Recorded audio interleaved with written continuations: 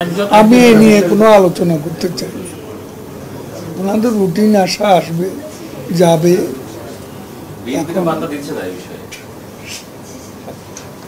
তারা কি করছে না করছে জানি না। তারা উপরে উপরে পাত্তা দেয় না, তলে তলে আবার কি করে সেটা তো বলা মুশকিল।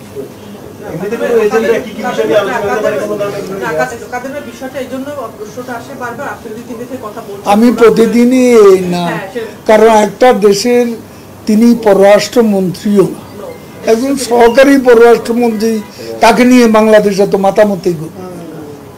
তার প্রয়োজনে সে আসছে, তাদের এজেন্ডা আছে এখানে। সম্পর্ক যখন তাকে সম্পর্কের বিভিন্ন বিষয় নিয়ে আলাপ আলোচনা থাকে, তো সেটা তারা করতে আসছে। আমরা দাওয়াত করে কাউকে আনছি।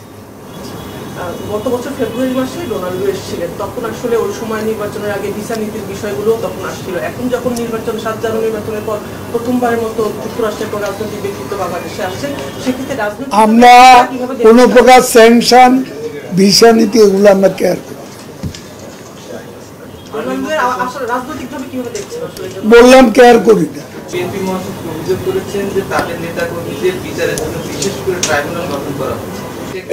এটা জ্বলন্ত মিথ্যা, নির্ভেজাল।